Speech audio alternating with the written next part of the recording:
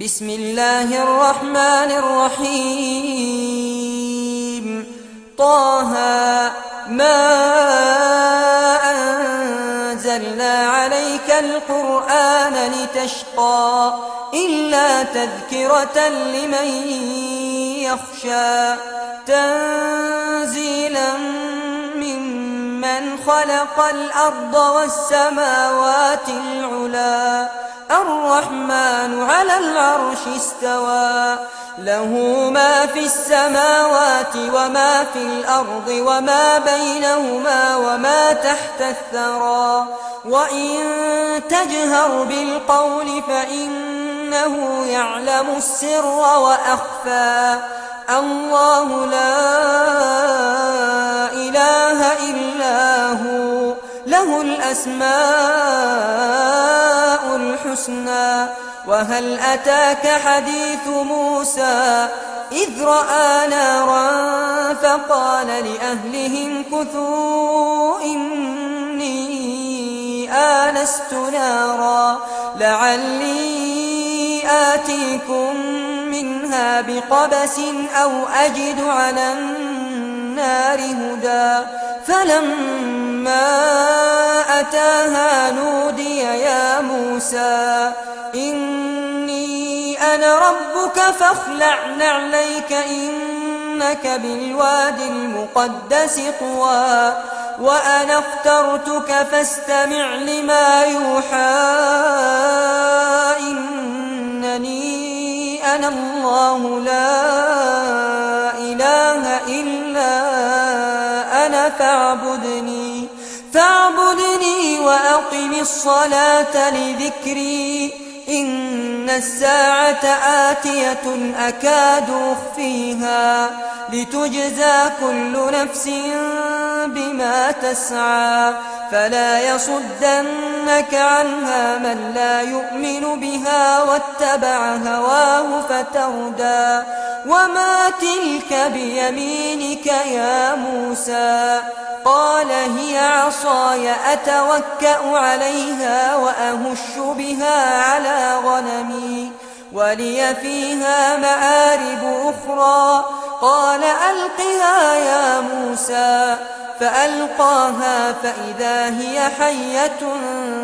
تسعى قال خذها ولا تخف سنعيدها سيرتها الأولى واضمم يدك إلى جناحك تخرج بيضاء من غير سوء آية أخرى لنريك من آياتنا الكبرى اذهب إلى فرعون إنه طغى قال رب اشرح لي صدري ويسر لي أمري واحلل عقدة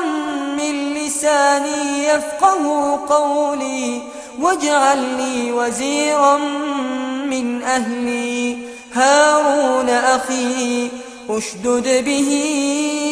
أزري وأشركه في أمري كي نسبحك كثيرا ونذكرك كثيرا إنك كنت بنا بصيرا قال قد أوتيت سؤلك يا موسى ولقد مننا عليك مرة أخرى إذ أوحينا إلى أمك ما يوحى أن اقذفيه في التابوت فاقذفيه في اليم فليلقه اليم بالساحل يأخذه عدو لي وعدو له وألقيت عليك محبة مني ولتصنع على عيني إذ تمشي أختك فتقول هل أدلكم على من يكفله فرجعناك إلى أمك كي تقر عينها ولا تحزن وقتلت نفسا فنجيناك من الغم وفتناك فتونا فلبثت سنين في أهل مدين ثم جئت على قدري يا موسى واصطنعتك لنفسي اذهب أنت وأخوك بآياتي ولا تنيا في ذكري اذهبا إلى فرعون إنه طغى فقولا له قولا لينا لعله يتذكر أو يخشى قالا ربنا إننا نخاف أن يفرط علينا أو أن يطغى قال لا تخافا إنني معكما أسمع وأرى فأتياه فقولا إنا رسولا ربك فأرسل معنا بني إسرائيل ولا تعذبهم قد جئناك بآية من ربك والسلام على من اتبع الهدى إنا قد أوحي إلينا أن العذاب على من كذب وتولى قال فمن ربكما يا موسى قال ربنا الذي أعطى كل شيء خلقه ثم هدى قال فما بال القرون الأولى قال علمها عند ربي في كتاب لا يضل ربي ولا ينسى الذي جعل لكم الأرض مهدا وسلك لكم فيها سبلا وأنزل من السماء ماء فأخرجنا به أزواجا من نبات شتى كلوا وارعوا أنعامكم إن في ذلك لآيات لأولي النهى منها خلقناكم وفيها نعيدكم ومنها نخرجكم تارة أخرى ولقد أريناه آياتنا كلها فكذب وأبى قال أجئتنا لتخرجنا من أرضنا بسحرك يا موسى فلنأتينك بسحر مثله فاجعل بيننا وبينك موعدا لا نخلفه نحن ولا أنت مكانا سوى قال موعدكم يوم الزينة وأن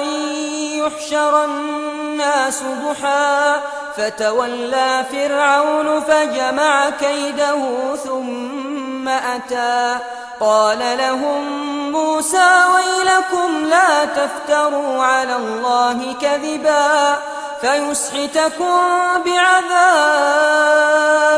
وقد خاب من افترى فتنازعوا أمرهم بينهم وأسروا النجوى قالوا إن هذان لساحران يريدان أن يخرجاكم من أرضكم بسحرهما ويذهبا بطريقتكم المثلى فأجمعوا كيدكم ثم أتوا صفا وقد أفلح اليوم من استعلى قالوا يا موسى إما أن تلقي وإما أن نكون أول من ألقى قال بل ألقوا فإذا حبالهم وعصيهم يخيل إليه من سحرهم أنها تسعى فأوجس في نفسه خيفة موسى قلنا لا تخف إنك أنت الأعلى وألق ما في يمينك تلقف ما صنعوا إنما صنعوا كيد ساحر ولا يفلح الساحر حيث أتى فألقي السحرة سجدا قالوا آمنا برب هارون وموسى قال آمنتم له قبل أن آذن لكم إنه لكبيركم الذي علمكم السحر فلأقطعن أيديكم وأرجلكم من خلاف ولأصلبنكم في جذوع النخل ولتعلمن أينا أشد عذابا وأبقى قالوا لن نؤثرك على ما جاءنا من البينات والذي فطرنا فاقض ما أنت قاض إنما تقضي هذه الحياة الدنيا إنا آمنا بربنا ليغفر لنا خطايانا وما أكرهتنا عليه من السحر والله خير وأبقى إنه من يأت ربه مجرما فإن له جهنم لا يموت فيها ولا يحيا ومن يأته مؤمنا قد عمل الصالحات فأولئك لهم الدرجات العلا جنات عدن تجري من تحتها الأنهار خالدين فيها وذلك جزاء من تزكى ولقد أوحينا إلى موسى أن أسر بعبادي فاضرب لهم طريقا في البحر يبسا لا تخاف دركا ولا تخشى فأتبعهم فرعون بجنوده فغشيهم من اليم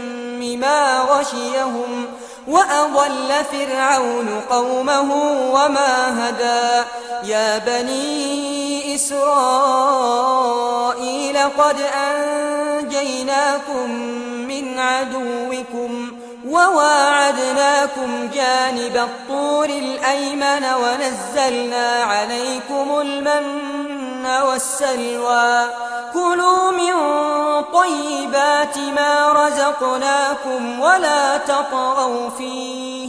فيحل عليكم غضبي ومن يحلل عليه غضبي فقد هوى وإني لغفار لمن تاب وآمن وعمل صالحا ثم اهتدى وما أعجلك عن قومك يا موسى قال هم أولئك على أثري وعجلت إليك رب لترضى قال فإنا قد فتنا قومك من بعدك وأضلهم السامري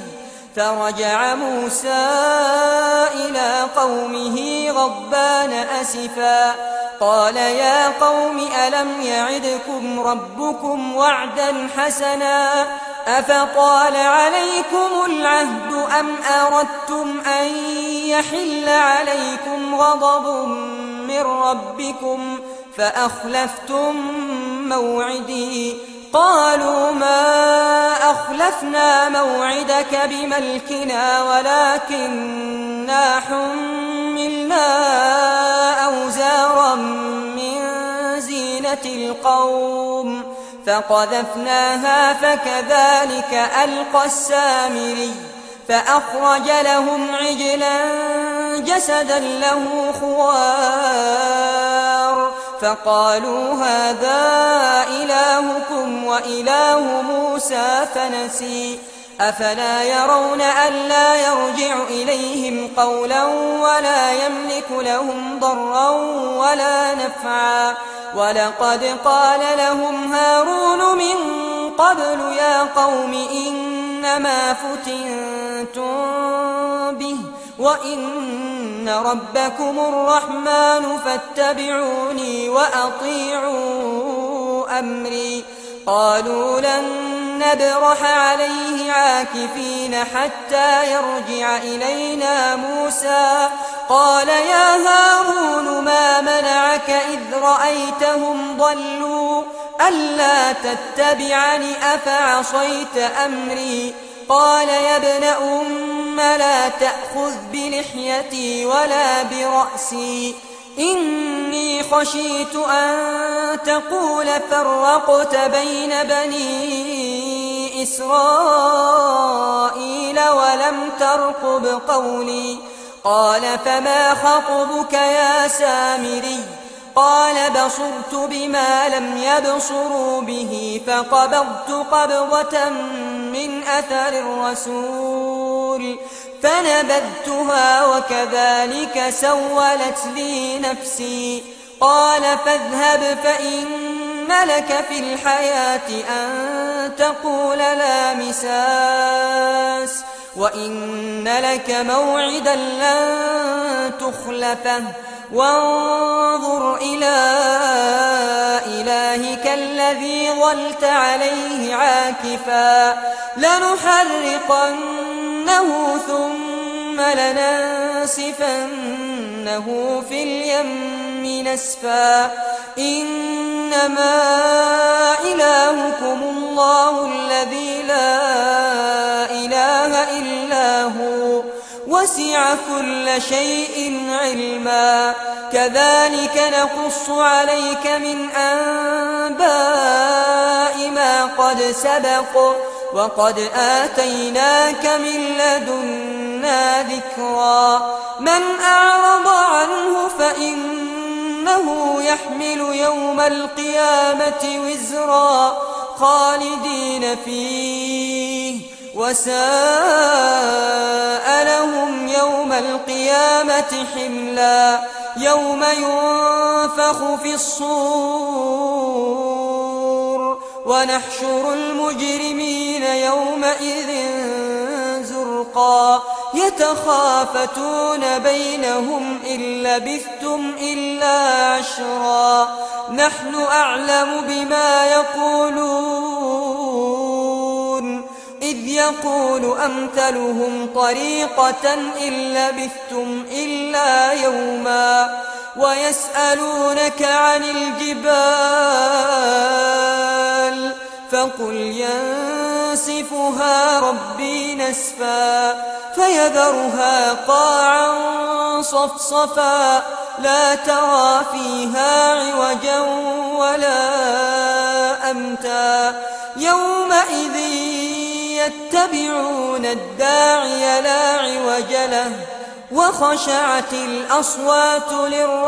للرحمن فلا تسمع إلا همسا. يومئذ لا تنفع الشفاعة إلا من أذن له الرحمن ورضي له قولا. يعلم ما بين أيديهم وما خلفهم ولا يحيطون به علما.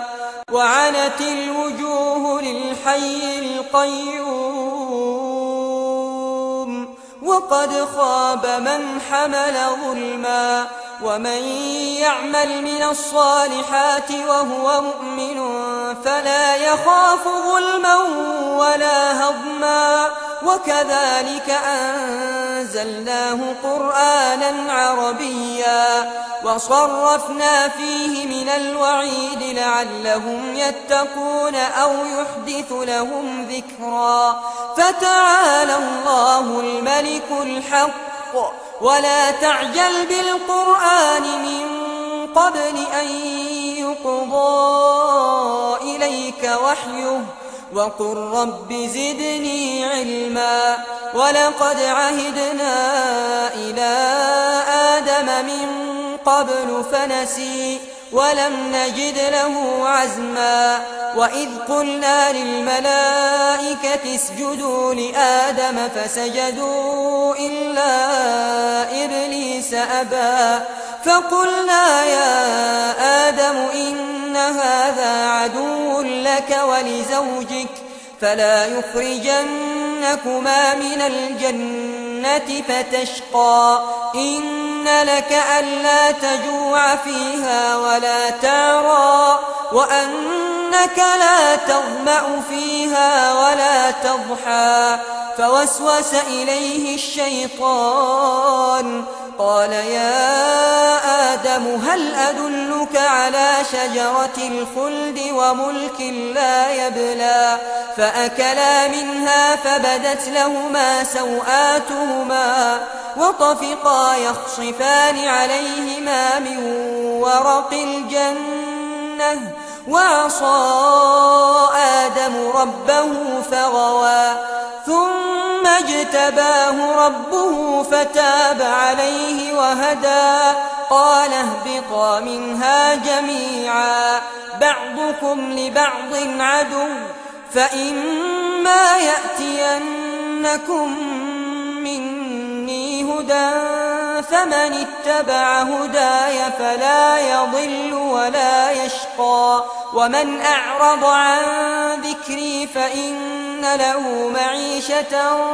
ضنكا ونحشره يوم القيامة أعمى قال رب لم حشرتني أعمى وقد كنت بصيرا قال كذلك أتتك آياتنا فنسيتها وكذلك اليوم تنسى وكذلك نجزي من أسرف ولم يؤمن بآيات ربه ولعذاب الآخرة أشد وأبقى أفلم يهد لهم كم أهلكنا قبلهم من القرون يمشون في مساكنهم إن في ذلك لآيات لأولي النهى ولولا كلمة سبقت من ربك لكان لزاما وأجل مسمى فاصبر على ما يقولون وسبح بحمد ربك قبل طلوع الشمس وقبل غروبها ومن آناء الليل فسبح وأطراف النهار لعلك ترضى ولا تمدن عينيك إلى ما متعنا به أزواجا منهم زهرة الحياة الدنيا لنفتنهم فيه ورزق ربك خير وأبقى وأمر أهلك بالصلاة واصطبر عليها لا نسألك رزقا نحن نرزقك والعاقبة للتقوى وقالوا لولا يأتينا بآية من ربه أولم تأتهم بينة ما في الصحف الأولى ولو أنا أهلكناهم بعذاب من قبله لقالوا ربنا لولا أرسلت إلينا رسولا فنتبع آياتك من قبل أن نذل ونخزى قل كل متربص فتربصوا فستعلمون من أصحاب الصراط السوي ومن اهتدى